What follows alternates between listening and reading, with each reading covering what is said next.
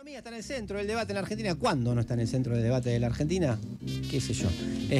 Por algunos periodos capaz que nos olvidamos, pero rápidamente nos hacen recordar.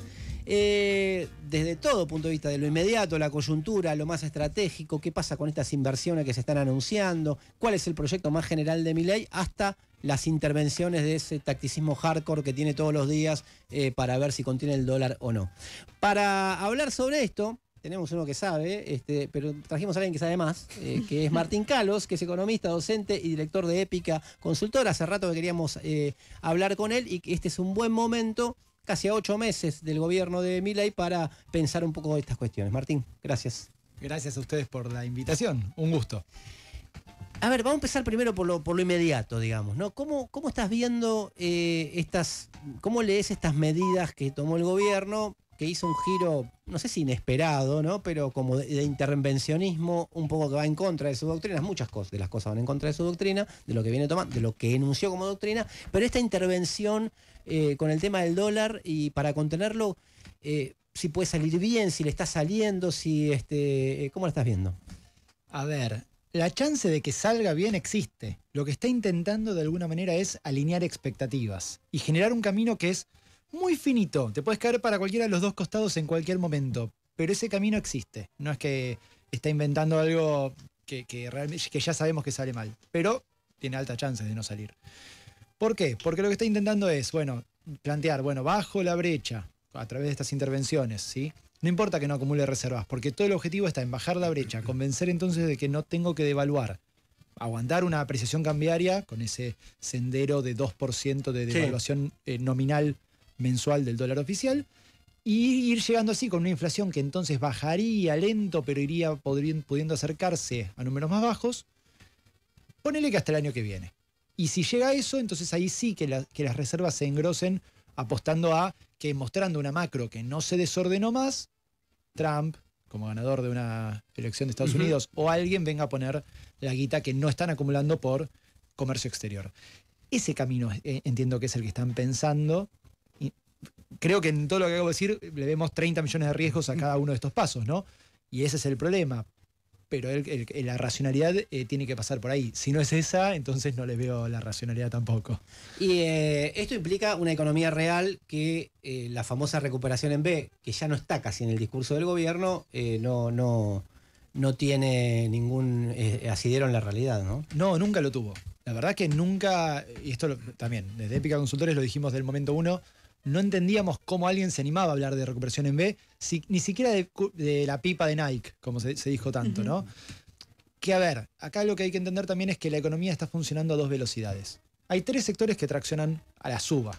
2 que ya venían creciendo, el minero y el hidrocarburífero, o energético si quieren más amplio, y el que se recupera este año post sequías, que es el agroalimentario. Todo lo demás sigue cayendo. El gobierno ya se jactó de que mayo dio una pequeña suba, creo que 1,3% de suba intermensual.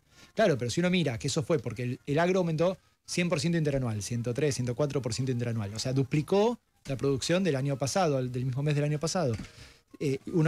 Creció minería, creo que 7, 8%. Mirás así y decís, ¿y qué pasó con el resto? Industria, construcción y comercio caían todas entre, no me acuerdo ahora, 18 y 11%, creo que tenían de caída. O sea, seguían cayendo en mayo. Lo que es mercado interno no tocó piso. No lo tocó. Por ahí lo está tocando en junio, en julio vamos a ver los datos. Parecería que sí. Pero no lo había tocado en mayo todavía. Esto es relevante, ¿por qué? Porque uno mira. Nosotros desde Épica trabajamos mucho también con cámaras sectoriales, cámaras PYME. Hoy justo sacamos un informe desde el Observatorio de Industriales PYME argentino, donde decíamos, hasta mayo tenemos datos con los cuales podemos estimar que se perdieron 92.000 puestos de trabajo privados registrados, ¿sí? O sea, formales en el sector privado, 92.000 puestos de trabajo destruidos. Que tiene que ver con que las empresas, por ahí alguno renuncia, alguno se jubila, y otros los despiden, y ahí, obviamente, la empresa no toma a nadie más en su lugar. Entonces perdiste 92.000 personas, 40.000 de esos son despidos en las pymes. Y el problema que tenés es, y hoy los que están aguantando, vos hablas con las pymes y te dicen, yo estoy aguantando pagando salarios de mi bolsillo. Por suerte las empresas están capitalizadas de los años pasados, ¿sí? Los últimos 2 o 3 años habían acumulado algo, habían ahorrado esos empresarios y empresarias algo con un par de buenos años. Entonces, tienen algo para aguantar estos meses, pero tenés que ponerle un horizonte siempre. Si vos no le das un horizonte de recuperación, y por ahora esa L, ¿no? Estamos en el subsuelo, estamos poniendo guita de nuestros bolsillos, te dicen los empresarios, la pregunta es ¿hasta cuándo aguantan si la cosa no mejora? Y si la cosa no mejora, vamos a empezar a ver ahora, cada vez más lo que ya estamos empezando a ver, que es más despidos, entonces también más desocupación. Entonces también, aunque el salario deje de caer tanto, como cayó en los primeros meses del gobierno de Milei, Claro. una pérdida de masa salarial como para el conjunto de las familias, Claro. que también va a llevar a menos ventas de las pymes. Y ahí tenemos entonces Claro, sí, una sí. retroalimentación muy Un perversa. círculo vicioso que se retroalimenta. Están escuchando a Martín Calos, él es economista, docente, dirige Épica Consultora. Estamos hablando obviamente del problema que estamos percibiendo todos, que parece lento, pero que evolucionar para el mismo lugar. ¿Pablo? Sí, dando una vuelta a rosca sobre un poco lo mismo. La inflación, ¿opinás puede llegar a ser un activo? Ponele, llegamos fin de año y está debajo del 2 o en el 1%. ¿Puede llegar a ser un activo, digamos, punto de vista de expectativas empresarias, el punto de vista también de la situación social, que se perciba, bueno, acá hay algo, pero también a qué costo, digamos? Un poco las perspectivas las pusiste recién, pero un poco cuál sería el costo de si se logra ese objetivo. Bueno, si me decís que estamos a fin de año abajo del 2% mensual, creo que es una victoria para el gobierno. Lo que no sé si vamos a llegar. También, yo me acuerdo que por febrero escribimos en los informes, ¿no? Los informes semanales de coyuntura, que la inflación probablemente se iba a empezar a estancar en torno, y creo que dijimos 5% en ese momento, pensando en una sumatoria de un 3% de inercia y unos puntos de actualización de tarifas, ¿sí? Que es lo que está pospuesto. Y ahí es donde entonces la inflación quedó abajo, que está bajando abajo de 5, ¿no? Pero fíjate que estamos discutiendo si julio terminó en 4, más, menos. Exacto, sí. Esos no son números bajos, son números de una inflación alta. Sí, sí, está claro. Y acá lo que hay que recordar es, hace 2 años que, como analistas económicos, no soy el único que lo plantea, Argentina entró en un régimen de alta inflación, que no es solo tener inflación alta, sino que nuestros comportamientos se adaptaron a esa inflación alta y entonces los contratos ya te vienen o indexados o con frecuencias de actualizaciones más frecuentes, más rápidas. Digo, contrato de alquiler, contrato de compraventa de bienes y servicios, contrato de paritarias, negociaciones de lo que quieras. Y eso genera una inercia. Y esa inercia el gobierno no hizo nada para romperla. Entonces, acá hay una cuestión. ¿Cómo es que el gobierno prevé romper esa inercia y bajar más la inflación? Rompiendo todo. Porque la contracción monetaria y fiscal, pero sobre todo en este momento a lo que está apostando es a una contracción monetaria, que no haya pesos. Lo dicen que no haya pesos para comprar dólares, pero el dólar, como cualquier otro bien de la economía, ¿no? Sí. Si te alcanzaba para comprar dólares y ahora no te alcanza porque no hay pesos en la economía, no te alcanza para comprar ninguna otra cosa, ¿sí? Y ahí están los chachos riojanos en punta para que recordemos qué pasaba cuando no teníamos suficientes pesos en el año 2001. Claro, la cuasi moneda emitida por el gobierno de La Rioja, ¿no? Sí, entonces, si la ruptura de la inercia se hace a costa de una mayor destrucción del tejido productivo, es un problema. Y ahí viene entonces, Pablo, lo que me preguntabas. Fíjate que empezó a aparecer en las encuestas de opinión pública no solo ya la inflación como principal preocupación económica de nuestra sociedad, sino que empieza a aparecer de vuelta la desocupación. Uh-huh. Hacía 15 años que no hablábamos de desocupación como el problema en la mente de los y las argentinas. Y volvió a aparecer. Y todavía es algo incipiente, porque ese 7,7% del primer trimestre, en verdad, es casi un aumento estacional respecto del cuarto trimestre del 2023. Apenas más, un poquito más sí, algo de destrucción ya había.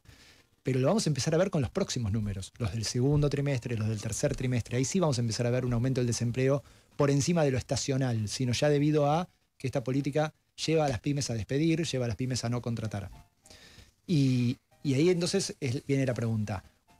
Una pregunta que desde lo político hay que pensarlo siempre creo que más que nunca hay que pensarlo con toda la biblioteca, ¿sí? ¿Hasta cuándo aguanta esto? Porque el análisis político más, si querés, clásico, no me quiero meter en temas de ustedes igual, pero te hubiera dicho, no, bueno, ¿cómo vas a aguantar con estos niveles de inflación, estos niveles de desempleo que empiezan a aumentar? Bueno, creo que la narrativa de Milei es muy acertada para la época, porque te corre todo el tiempo el eje, hace un circo en el cual está siempre en el centro de la escena y te corre el eje de lo que está pasando mientras te promete una mejora económica que todavía no sabemos cuándo llega. Porque, insisto, 4% de inflación no es un logro. Es haber reducido a los niveles que estábamos hace 2 años la inflación, pero sigue siendo altísima. Sí, 50, 60 anual, digamos. Sí. O sea, Sí, casi los peores meses de Massa, podríamos decir. Sí, un poquito, Sí. en verdad un poquito mejor. Sí. 2023 fue un mal año. Sí. Convengamos que fue un muy mal año en términos de todo. Sí, sí. De inflación en general. Pero sí, no es un éxito del cual nadie se vaya a jactar en ningún lado del mundo, excepto acá. Ahora, bueno, ¿cómo sigue esto? Y bueno, dependerá de cuándo empiece a notarse algún tipo de desgaste de ese relato. Que también depende de que se le confronte un relato por el otro lado. Digo, Claro. la oposición está en cualquiera. ¿no? Claro. Las oposiciones están cada una en su interna partidaria, todos, hoy lo veíamos ustedes lo charlaban recién, ¿no? Con Macri en el PRO intentando, no sé, ver qué hace con Patricia ordenar o Bullrich, desordenar. ¿no? Claro, pero la UCR está en lo mismo. El peronismo está en la suya, aunque no a cielo abierto, ¿no? Intentando simplemente ver cómo reordena sin pelearse. Entonces, en ese juego, la narrativa de Milei es la única narrativa que le está proponiendo algo a la sociedad argentina que le puede dar a una parte de esa población algo de esperanza. Ahora, la cuestión es, insisto, si uno mira los números, cómo viene el proceso, esa esperanza está agarrada de cosas muy tenues, atada con alambre realmente, porque la destrucción del tejido productivo está pasando, porque no hay política productiva, no hay. El gobierno se jacta de que el Estado no se meta en la política productiva. Lo único que ha dicho el gobierno de Milei en términos productivos es el RIGI.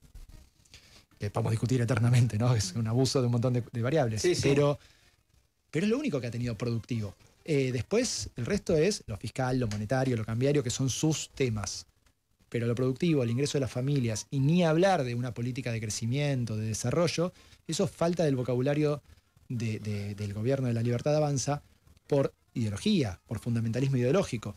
Y acá, no sé cómo eso a futuro termina enlazándose en esto. Cuando aparezca una oposición con un relato, con una propuesta distinta, cuando el propio peso de los hechos le empiece a desgastar el relato a Milei. Vamos a ver cuándo pasa eso, porque no es que hay un plazo. Están escuchando a Martín Calos, él es economista, director de la consultora Épica.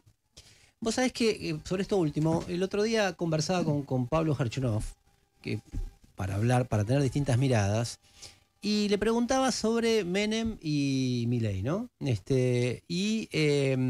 Pensando en una cosa que pienso yo, que es que las ventajas que tenía Menem con respecto a Milei, ventajas internacionales, ventajas políticas porque estaba en el centro del PJ y había alineado a todo el peronismo una vez que lo logra alinear, pero me decía que Milei tiene una a favor, que es un horizonte productivo, entre comillas, sabiendo con todos los límites que tiene lo productivo en ese área, que es el sueño minero que lo tuvo todo gobierno desde que se perdió el Potosí en el Río de la Plata, ¿no?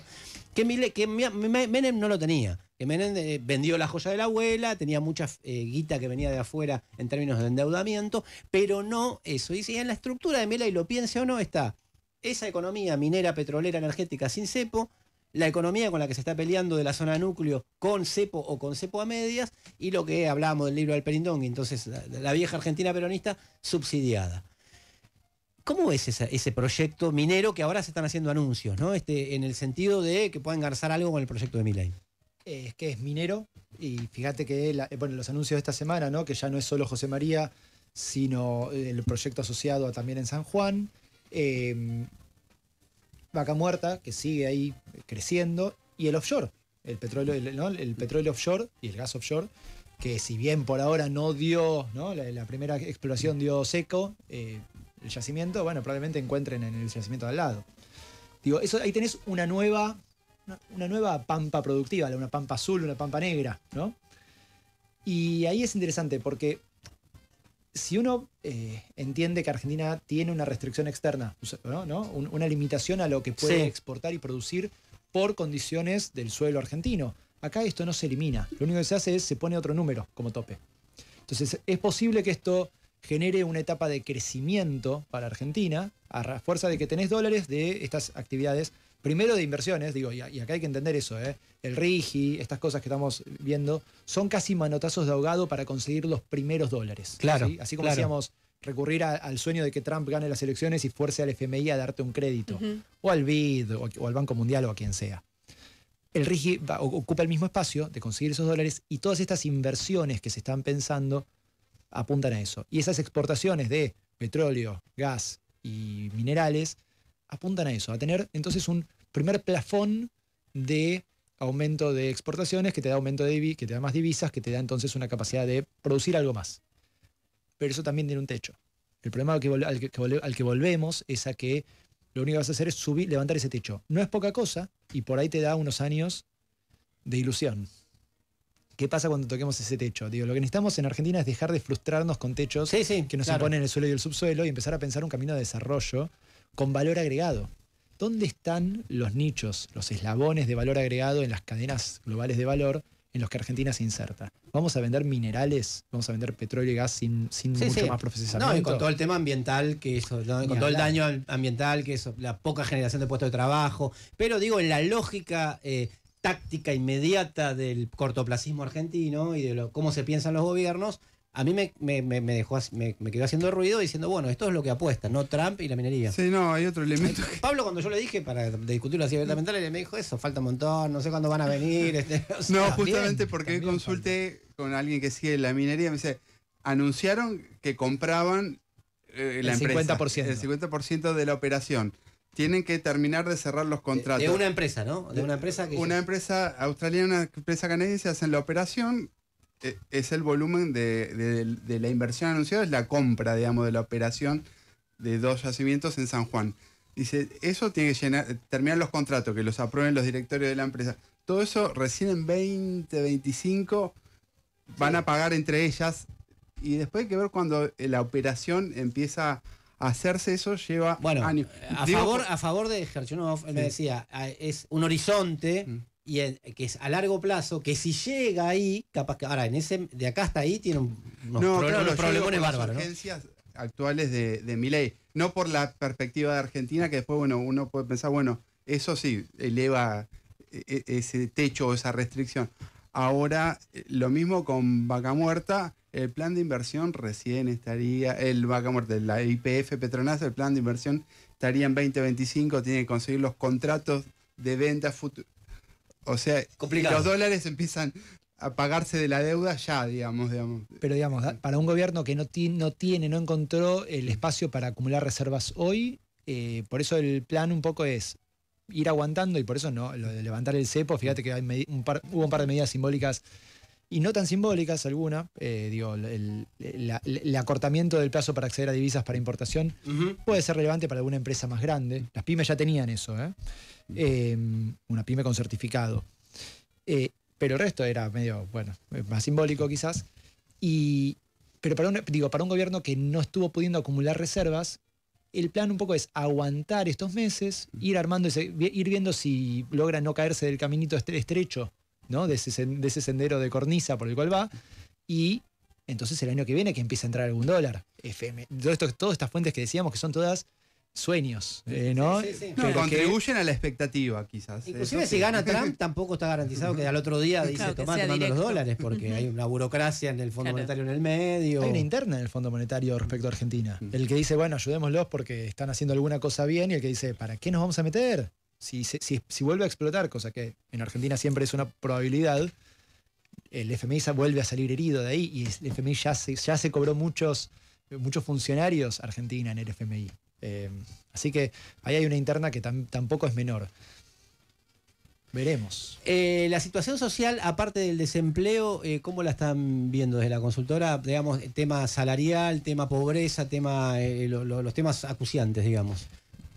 Creo que heterogeneidad es una de las palabras que hay que ir usando todo este año. ¿Por qué? Porque así como decíamos heterogeneidad en el crecimiento por sector de la economía, tenés heterogeneidad salarial, pero clarísima. Impresionante, sí, como nunca, ¿no? Sí, un par de sectores cuyos sindicatos tienen poder de negociación y le están empatando, alguno está ganando un poquito algún mes a la inflación, y un resto que viene corriendo muy de atrás, y en particular, obviamente, voy a decir algo más. El desempleo probablemente no aumente tanto como en otras crisis, sí, porque lo que vamos a ver es más precarización del empleo. Sí, hablé Eso con es- algunos economistas, me dijeron eso y a mí como dijo Emilio Dípal, en algún momento esto habría que chequearlo, pero yo lo creí inmediatamente. Suena creíble, ¿no? Suena creíble, sí. Bien, qué bueno que sonemos creíbles de vez en cuando los y las economistas. Porque uno lo percibe, ¿no? Que gente que conoce, que se pone a hacer otra cosa, digamos, ¿no? De ultra precario y se auto explota, pero como esa precariedad, pero que hay algo por ahí, ¿no? Claro, hay una cultura, una economía de subsistencia, digo, esto en los términos de la escuela, las escuelas de desarrollo económico, ¿no?